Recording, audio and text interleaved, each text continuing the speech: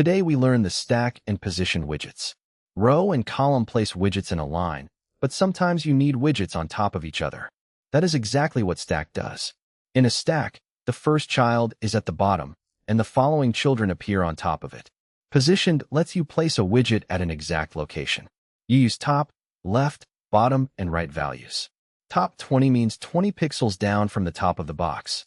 This is how apps create overlapping designs, a badge on an image, a play button on a video card, or a notification done on a profile picture.